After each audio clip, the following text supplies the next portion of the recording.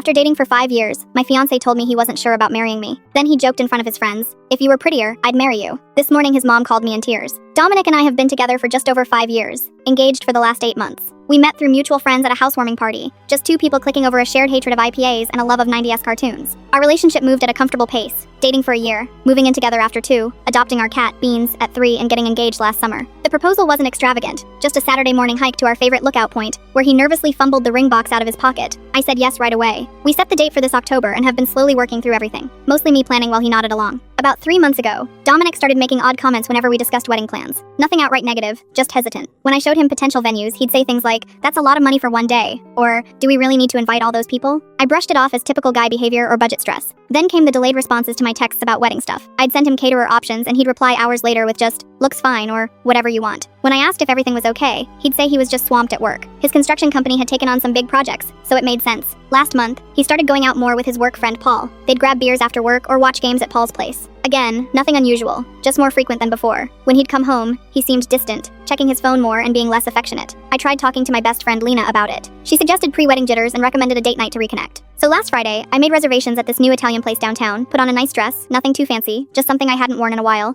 and even bought Dominic's favorite beer to have waiting in the fridge. The date night was a disaster. He seemed distracted through dinner, barely engaging in conversation. When I brought up finalizing our honeymoon plans, he dropped the bomb. He wasn't sure if he was ready for all this. Not just the honeymoon, but the wedding, marriage, everything. I was stunned. 5 years together, 8 months engaged, and now he wasn't sure. When I pressed him, he mentioned conversations with Paul about how marriage changes things and brought up Paul's brother's messy divorce. The conversation escalated quickly, with me trying not to cause a scene in the restaurant while feeling like my world was caving in. We barely touched our entrees. The ride home was silent, thick with tension. At our apartment, he deflected further conversation, saying he needed time to think before sleeping on the couch. The next morning was painfully awkward. We moved around each other like strangers sharing an Airbnb. He mentioned meeting Paul and some work friends for lunch to watch the game at the Rusty Nail, the sports bar downtown. I was too emotionally drained to argue. A few hours later, Lena called and convinced me to get out of the apartment. We went for coffee and I unloaded everything. Lena listened patiently, suggesting that maybe Dominic was just experiencing normal pre-wedding anxiety. After coffee, we wandered around Target aimlessly, my usual stress relief activity. I bought some unnecessary throw pillows and new shampoo because retail therapy is still therapy, right? By early evening, I felt calmer and decided to head home. I was pulling into our apartment complex when I got a text from Kylar, one of Dominic's coworkers I'd met at the company Christmas party. The message asked if I was okay, mentioning that things got weird at the Rusty Nail. I called Kylar instead of texting back. He sounded uncomfortable, initially reluctant to share details. With some pressing, he finally told me what happened. The guys had been giving Dominic a hard time about wedding planning, and when Paul asked if he was ready to be with one woman forever, Dominic expressed doubts about the wedding timing. When Paul asked what was holding him back, Dominic, apparently drunk, said something like, "If you were prettier, I'd be more excited about marrying you." Then he laughed it off like it was a joke. Kylar told me he and some other guys called Dominic out for the comment, but Dominic just got defensive and said they couldn't take a joke. I sat in my car crying for 20 minutes after that call. The man I'd loved for 5 years, who I thought loved me, had publicly joked about my appearance being the reason he was hesitant to marry me. When I finally went inside, Dominic was passed out on the couch, still in his clothes from earlier. The apartment smelled like stale beer. I took Beans into the bedroom with me and locked the door. Sunday morning, I woke up to the smell of coffee and bacon, Dominic's standard apology breakfast. He looked hungover and sheepish, clearly hoping food would smooth things over. When I confronted him about what Kylar told me, his face fell. He immediately tried to downplay it, claiming he was drunk and being stupid. According to him, the guys were ragging on him about being tied down and he'd said something dumb to shut them up. His defense of guys being guys only made things worse. We argued about how he could humiliate me in front of his friends, with him insisting that wasn't his intention. He tried to explain he was stressed about wedding costs and pressure, but I couldn't get past the fact that he'd used my appearance as the punchline to a cruel joke. I couldn't stay in the apartment with him. I grabbed my purse and headed for Elliot's place. My brother has always been my safe harbor during rough times. When I told him what happened, he was furious, ready to confront Dominic directly. I managed to calm him down, explaining that I just needed space and a place to stay while I figured things out. Throughout Sunday, Dominic kept texting apologies and pleas for me to come home and talk. I responded only once, saying I needed time. I called in sick to work on Monday, unable to face answering phones at the dental office while pretending everything was fine. Around 9 a.m. Monday morning, I got a call from Valerie, Dominic's mom. We've always gotten along well. She's been more supportive of our relationship than my own mother, who lives in Florida with husband number 3. She sounded upset, saying Dominic had called her the night before, and there was something important I needed to know. She asked if we could meet somewhere to talk, and that's where I am now, sitting in my car outside the coffee shop where I'm supposed to meet Valerie in 15 minutes, wondering what else there could possibly be to know, and whether my 5-year relationship is completely over. I never thought I'd be writing this post. I keep looking at my engagement ring, wondering if I should have seen this coming. Was I blind? Or did things really shift this suddenly? Should I hear Valerie out? What could she possibly tell me that would make any of this okay? First update. First, thank you all for the overwhelming support on my original post. I didn't expect thousands of comments. I tried to read as many as I could between crying sessions and stress eating the emergency Oreos from my brother's pantry. For those asking, yes, I met with Valerie, Dominic's mom, and I'll get to that at the end of this update. A lot has happened in the last 2 days, and I'm still processing everything. After posting on Monday I called in sick to work again. My boss was understanding. I've only used 2 sick days in the past year, and apparently I sounded like death on the phone. I spent most of the morning in Elliot's spare room/storage closet, scrolling through your comments and trying to gather my thoughts. Around noon, Lena came over on her lunch break with sandwiches from that deli near the hospital where she works. I hadn't eaten much since Sunday, so even though I wasn't hungry, I forced myself to take a few bites. Lena gently reminded me that I couldn't avoid Dominic forever. We lived together, had joint accounts, and would eventually need to talk. She was right, obviously. I couldn't hide at my brother's place indefinitely, especially since Elliot's girlfriend was coming over for dinner that night. The last thing I wanted was to be the sad third wheel at their Taco Tuesday. After Lena left, I took a shower, borrowed one of Elliot's hoodies Don't Judge. It was comforting and drove back to my apartment. The whole way there, I rehearsed what I wanted to say. I wasn't going to cry. I was going to be calm and mature and get answers. When I pulled into our parking spot, I noticed Dominic's truck was there. He should have been at work. My stomach nodded as I walked up the stairs to our second-floor unit. I unlocked the door to find him on the couch in sweats, looking like he hadn't slept, surrounded by the wedding planning binders I'd put together over the last 8 months. Beans was curled up next to him, the little traitor. He seemed surprised and relieved to see me. When I asked why he wasn't at work, he mentioned taking personal time. He'd apparently been combing through all the wedding plans, trying to figure out how he'd messed up so badly. I stayed standing by the door, not ready to sit next to him, and told him that looking at wedding plans wasn't going to fix what he'd said. What followed was a long, difficult conversation. He apologized again for the bar comment, calling it inexcusable and claiming he didn't even believe it. When I asked why he'd say something he didn't believe, he explained he was trying to look cool in front of his friends, a response that only made me angrier. I brought up his comments about our wedding even when sober. He admitted to feeling stressed about multiple things: a work project falling behind schedule, Paul's constant marriage, horror stories, and anxiety about our wedding budget. But instead of talking to me about these concerns, he'd bottled everything up until it exploded in the worst possible way. As our conversation went on, he revealed something new: fears about turning into his father. Dominic rarely talked about his dad, who left when he was 12 after having an affair with a coworker and moving to Arizona to start a new family. Although Dominic had always insisted it didn't affect him much, he now confessed he worried about having some genetic predisposition to cheat or abandon his family. I pointed out that he wasn't his father, and that genetics don't determine relationship choices. His response was telling. He wondered if he could really promise forever, when forever seemed so impossible based on what he'd witnessed growing up. When I asked if he'd discussed these fears with anyone else, he hesitated before admitting he'd been talking to Kylar sometimes. Apparently, they'd grown closer since Kylar joined the company, and Kylar had gone through some relationship stuff too. I connected this to why Kylar had called me about the bar incident. He'd already known about Dominic's doubts. The conversation took another difficult turn when I asked exactly what Dominic had been feeling. His answer was painfully honest. Scared, overwhelmed, and uncertain about marriage despite loving me. He explained he kept thinking about how his parents seemed happy until suddenly they weren't, and he feared creating the same situation with us. I asked why he hadn't shared these feelings sooner. He claimed he was afraid I'd think he didn't love me enough. The irony wasn't lost on me. By hiding his fears, he'd created exactly the situation he was trying to avoid. When I questioned whether his joke about my appearance came from a real place of unattraction, he insisted he'd always found me attractive. He referenced our first meeting at the housewarming party, mentioning specific details about my green sweater and his terrible beer pong skills. According to him, the comment came from insecurity and a misguided attempt to seem in control in front of his friends, rather than appearing trapped. As we kept talking, I asked a crucial question. Were his doubts about marriage in general, or about marrying me specifically? His hesitation before answering told me everything. He finally admitted that while his fears were primarily about marriage and commitment, part of him wondered if we were right for each other long term. This hurt more than the appearance comment. 5 years together, and he was still wondering if we were right for each other? When I pressed for specifics,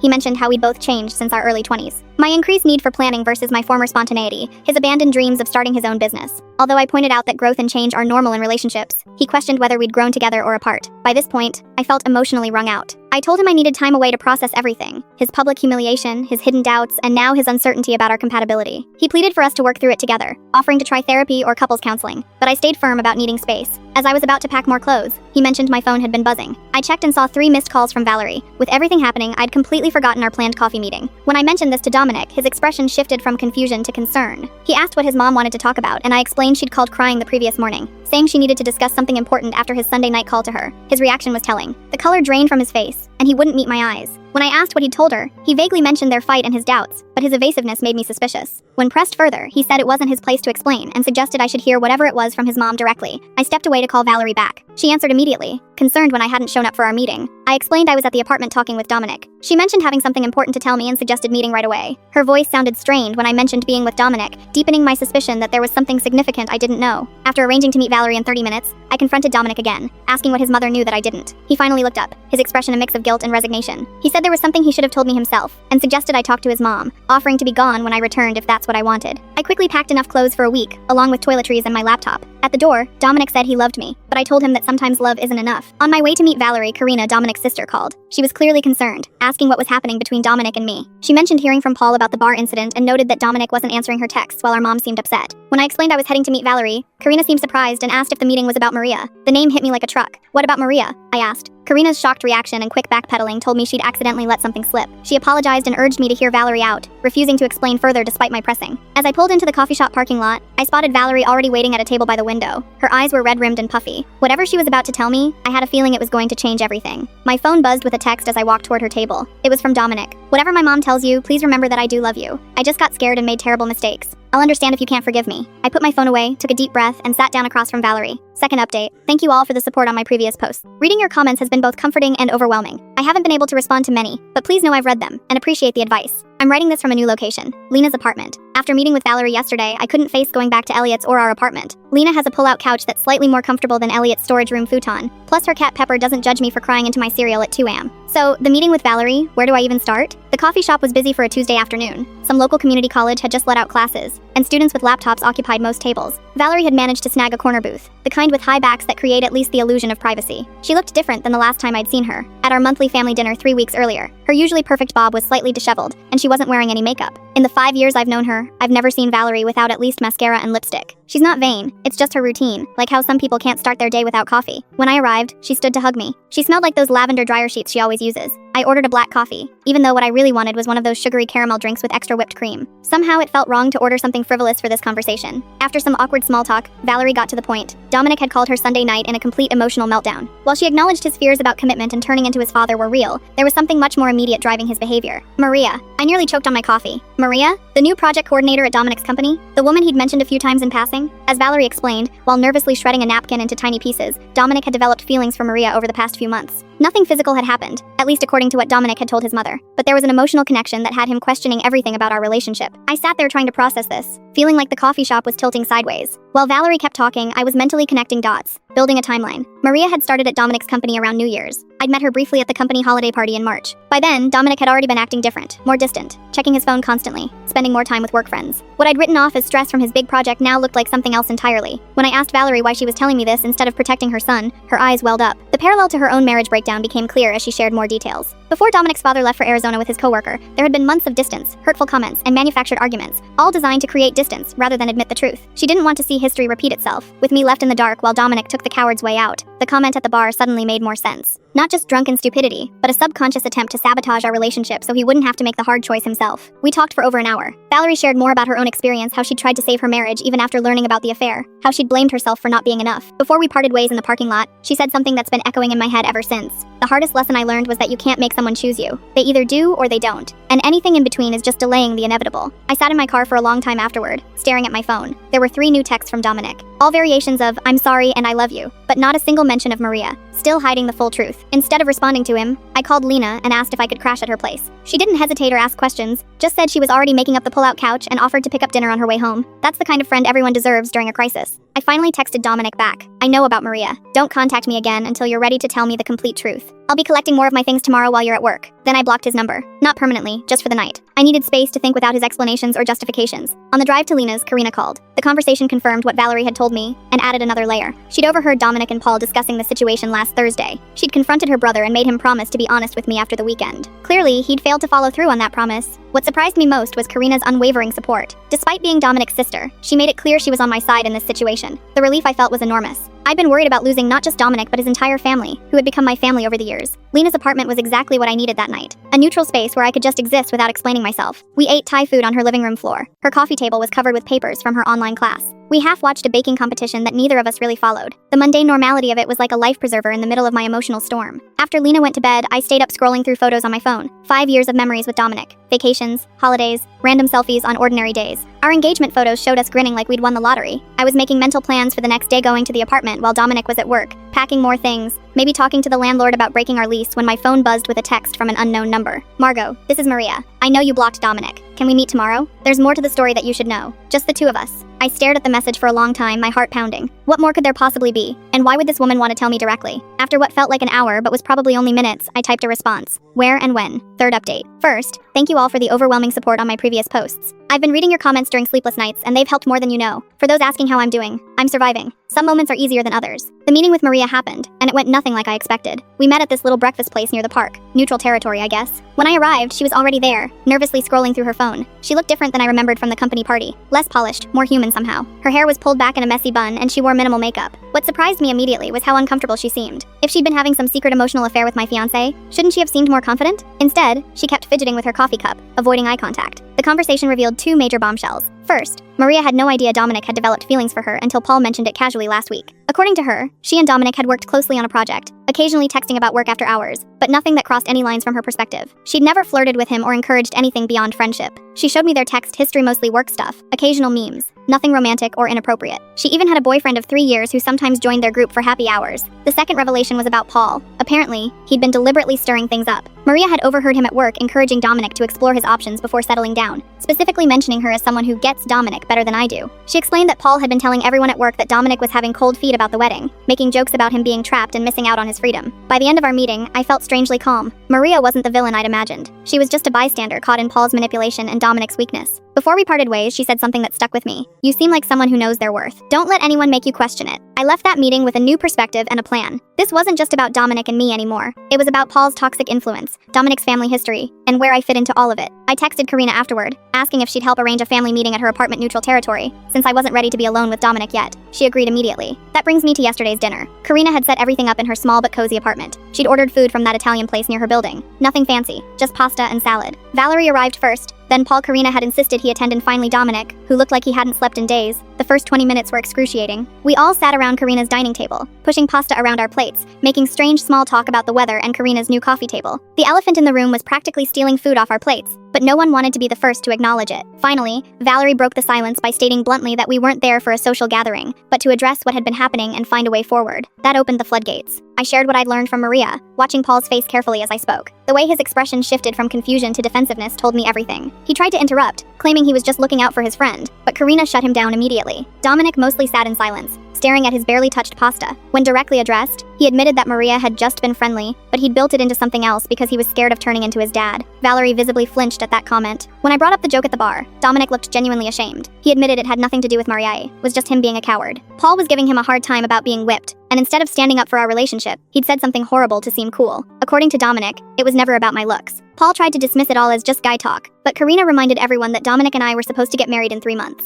That simple statement, the reminder of our rapidly approaching wedding date, hit me like a physical blow. The save the dates had gone out, deposits had been paid. My dress was hanging in Lena's spare closet waiting for final alterations. That's when I quietly said I didn't think the wedding was happening anymore. The room went silent. Dominic started to protest, but I cut him off. I explained how I'd spent the last week trying to understand how we got here. What I'd realized was that this wasn't just about Maria, or that joke, or even Paul's toxic influence. This was about Dominic not being honest, with me or himself. I told them how I'd ignored the signs for months, his disinterest in wedding planning, his increased time with Paul, his emotional distance. I'd made excuses because it was easier than confronting the truth, but I deserved someone who was certain about me, someone who didn't need a family intervention to figure out their feelings. Paul made a snarky comment about me being dramatic, which earned him simultaneous shut-up responses from both Valerie and Karina. Dominic insisted he was certain about loving me, just scared of messing everything up. I pointed out that he already had. The conversation continued for hours. There were tears, heated words, especially between Karina and Paul, and difficult truths. We rehashed old wounds and uncovered new ones. Around midnight, when everyone was emotionally exhausted, we reached the inevitable conclusion. The wedding was off. Our 5-year relationship had run its course. It wasn't a screaming match or a dramatic exit. It was a mutual recognition that something fundamental had broken between us. Trust. Maybe it could be rebuilt eventually, but not in time for an October wedding. Not with Maria still working at Dominic's company. Not with the echo of that joke still hanging between us. Karina drove me back to Lena's place afterward, assuring me this didn't change my relationship with her or Valerie. According to her, I was still family to them, regardless of what happened with Dominic. When I got back to Lena's apartment, I sat on the pull-out couch in the dark, letting the reality wash over me. 5 years, gone, wedding, canceled, future, unknown. I didn't cry right away. Instead, I made a list in the Notes app on my phone. Call venue to cancel, deposit probably gone, return ring, contact guests, move out of apartment, change relationship status on social media. Ugh. It was past 2 a.m. When Lena shuffled out from her bedroom, she'd heard me come in and wanted to check if I was okay. When I told her the wedding was off, she simply sat beside me on the pullout and put her arm around my shoulders. We sat like that until sunrise, not saying much, just existing in the strangeness of my new reality. This morning, I woke up to a text from Dominic asking if we could meet to discuss practical matters. The apartment lease, separating our finances, what to do with the furniture we bought together. So adult, so final. I also had a message from Elliot asking when he should come over to help pack my things. My brother, always practical, and one from my mom, who'd somehow heard through the grapevine, probably from one of my cousins who follows Karina on Instagram, wanting to know if she should cancel her flight for the wedding. The ring feels heavy on my finger now. I've been twisting it absently, a nervous habit I didn't realize I had. It's a simple design, a round diamond in a white gold setting, nothing flashy or elaborate. Dominic had chosen it because it was classic. Like our relationship. The irony isn't lost on me. I called the venue this morning. The coordinator was sympathetic but firm. The deposit is non-refundable this close to the date. $8,000 down the drain. Money we'd saved for over a year. Cutting back on vacations and new clothes and dinners out. The practical side of me winces at the waste. The emotional side doesn't care about money right now. Karina texted that she'd found a photographer who might be willing to transfer our deposit to another event in the future. Valerie offered to help contact family members about the cancellation to spare me the awkward conversation, small kindnesses in the aftermath. Paul, unsurprisingly, sent a non-apology text about how these things happen for a reason and how I'd find someone better suited eventually. I deleted it without responding. Maria sent a short message expressing her regret about the situation and assuring me again that nothing had happened between them. I believe her, strangely enough. She seems like collateral damage in this mess. A convenient projection for Dominic's fears and Paul's manipulation. The hardest part is the mundane reminders. The wedding planning binder still sitting in my tote bag. The shared Spotify playlist we'd been building for the reception. The honeymoon research folder on my laptop. Little pieces of a future that no longer exists. Lena suggested I take a mental health day from work, but I decided to go in. Sitting at home, scrolling through Reddit and overthinking everything seemed worse than the distraction of answering phones and filing insurance claims. My coworkers have been mercifully normal. Either they don't know yet, or they're politely pretending not to notice my puffy eyes and missing engagement ring. I'm meeting Dominic tomorrow at a coffee shop to exchange keys and discuss the apartment. He's agreed to move out since my name is on the lease, and he can stay with his cousin temporarily. Another practical conversation in the business of dismantling a relationship. Part of me still can't believe this is happening. Last month, we were debating reception songs and testing cake flavors. Now we're dividing up kitchen appliances and deciding who keeps the PlayStation. I keep thinking about something Valerie said at the dinner. Endings are rarely clean or perfect. Most of the time, they're messy and sad and complicated. She would know. She rebuilt her life after Dominic's father left, raised 2 kids alone, found happiness again, eventually. Looking at her now, you'd never guess she went through something so painful. Maybe there's hope in that. For now, I'm taking it one day at a time. Tomorrow I'll handle the apartment and finances. Next week I'll start looking for my own place. The future beyond that is blurry, but it exists. Karina just texted to ask if I want to meet for coffee this weekend. She mentioned that her family friend Kenzo, an older gentleman who's known their family forever, offered his vacation cabin if I need a getaway to clear my head. The support from Dominic's family is unexpected, but deeply appreciated. I haven't decided if I'll take Kenzo up on his offer. Part of me wants to escape somewhere quiet to process everything. Another part knows I need my support system right now. Lena with her practical compassion, Elliot with his protective big brother energy, even Valerie and Karina with their complicated loyalty. What I do know is that I won't be checking my wedding countdown app anymore, won't be pinning reception decor ideas, or practicing a new signature with Dominic's last name. That future is gone. And while I don't know what comes next, I'm starting to believe there will be something. Last update. It feels strange to be writing this final update from my new apartment. It's been 3 months since the family dinner that ended my engagement. 3 months of piecing my life back together in ways I never expected. Some of you have sent messages asking for an update, so here it is. The good, the bad, and the unexpected. First, the practical stuff. Dominic moved out of our shared apartment within a week of our breakup. Elliot and Lena helped me pack up his things while he was at work, leaving them neatly labeled in the living room for him to collect. It was surreal, separating 5 years of shared existence into his and mine. The coffee maker he'd gotten for his birthday, the throw blanket I'd bought on our weekend trip to that little mountain town, the framed photos we'd hung on every wall. The apartment felt hollow afterward, like a stage set rather than a home. I lasted 2 more weeks there before the lease manager agreed to let me break the contract with an extra month's payment. It was worth the money to escape the ghost of our relationship that lingered in every room. Finding a new place was harder than expected. The rental market is brutal right now, and my budget as a single person is considerably tighter. I ended up in a smaller 1-bedroom across town, further from work, but with a tiny balcony where I've started growing herbs in dollar store pots. The basil keeps dying, but the mint is thriving against all odds. I choose to see that as symbolic. Financially, it's been an adjustment. Our shared expenses suddenly all fell on me. Car insurance, streaming services, even groceries seem pricier when you're cooking for one. I've become that person who uses coupons and buys store brands, tracks expenses in a spreadsheet, and thinks twice before ordering takeout. Grown-up stuff I never thought I'd have to learn at 29. The wedding vendors were surprisingly understanding. The venue kept our deposit, but sent a kind note hoping I'd find happiness. The florist refunded half our payment despite their no refund policy. The DJ recommended his brother, who works at a therapy center. An unexpected but thoughtful gesture. The engagement ring sits in my dresser drawer in its original box. Dominic said I should keep it or sell it, that it was bad karma for him to take it back. I haven't decided what to do with it yet. Some days I forget it's there, other days I open the box and stare at it, wondering how something so small could have represented such big promises. Social media was its own special hell. I waited 2 weeks before changing my relationship status, dreading the flood of questions. When I finally did it, at 2 a.m. on a Tuesday, the notifications poured in anyway. Well-meaning friends with their what happened messages, distant relatives offering prayers, former classmates I hadn't spoken to in years suddenly sliding into my DMs with faux concern that felt more like curiosity. I posted a brief, vague statement about mutual decisions and requested privacy, then muted notifications and threw my phone across the couch. Later, I posted a single photo of my new apartment keys with the caption, "New Beginnings." It got fewer likes than my engagement announcement, but felt more genuine somehow. Now, about Dominic. We've spoken a handful of times since the breakup, mostly about practical matters, mail that came to the wrong address, the shared cloud storage account we forgot to separate, returning a borrowed air fryer to his sister. Each conversation has been civil but strained, like acquaintances forced into small talk in an elevator. He's still working at the same company, still friends with Paul, though Karina tells me they've had some falling out recently, still living at his cousin's place. According to the grapevine, aka Karina, the situation with Maria got awkward after our breakup. She requested a transfer to a different team and has been cold toward him since learning the full story. The biggest surprise came last month when Dominic texted asking if we could meet. We hadn't seen each other face to face since the key exchange exchange at the apartment, and part of me was curious what he wanted. We met at a coffee shop near my new place, neutral territory with plenty of witnesses, as Lena half-jokingly suggested. He looked different, thinner, with darker circles under his eyes, wearing a shirt I didn't recognize. The first 10 minutes were stilted small talk about work and weather. Then he pulled out a journal. "I've been seeing someone," he said, and my heart did a weird little stutter before he clarified. A therapist, I mean. The journal was part of his therapy. Daily reflections on patterns and behaviors he wanted to change. He'd been examining his relationship with his father, his friendship with Paul, and the way he treated me. He didn't ask for forgiveness or reconciliation. He just wanted me to know he was working on himself. "I should have done this years ago," he admitted. "Maybe things would have been different." It was the most self-aware I'd ever seen him, and I found myself genuinely hoping therapy would help him, not for my sake. That ship has sailed, but because carrying around that much unresolved family trauma seemed exhausting. Before we parted ways, he mentioned he'd heard I was still close with his mom and sister. "I'm glad," he said. "They need good people in their lives." That's been one of the strangest parts of this breakup, maintaining relationships with Dominic's family while disconnecting from him. Valerie texts me weekly, usually sending funny memes or updates about her garden. Karina and I have breakfast every other Sunday at this little diner halfway between our apartments. They've been careful not to put me in uncomfortable positions or share too much about Dominic, respecting the boundaries I've set. As for me personally, I'd like to say I've had some profound awakening, that I found myself through this heartbreak. The reality is messier. Some days I feel liberated, relieved that I didn't marry someone who could hurt me so carelessly. Other days, usually when my hot water heater acts up,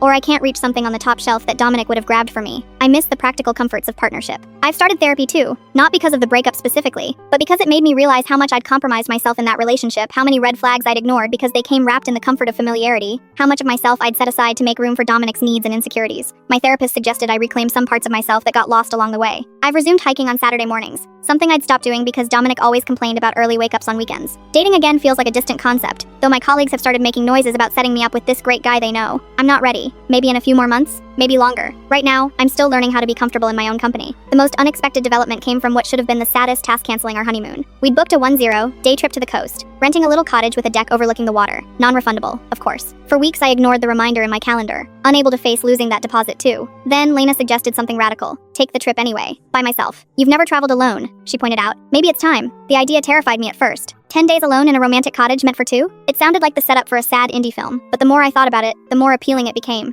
I could wake up when I wanted, explore without compromising, read an entire book in one sitting if I felt like it. So that's where I'm headed next week, to a honeymoon cottage, solo. I've packed 3 paperbacks, downloaded some podcasts, and splurged on a new swimsuit that I chose entirely for comfort, rather than how it looked to someone else. My mom thinks I'm crazy. Elliot offered to come with me for part of the time. I declined. Karina suggested I download a dating app just to see who's out there. Maybe, but probably not. I don't know what I'll find on this non-honeymoon honeymoon. Maybe clarity, maybe more questions. Definitely some sunburn, knowing my luck with sunscreen. The other day I was grocery shopping when our song came on over the store speakers. 3 months ago it would have sent me hiding in the frozen food section, fighting back tears. This time I just felt a slight twinge, like pressing on a bruise that's mostly healed. Progress, not perfection. I'm not going to pretend I've got everything figured out. My new apartment's shower has mysterious temperature fluctuations. I killed another basil plant yesterday. I still occasionally grab my phone to text Dominic about something funny before remembering we don't do that anymore.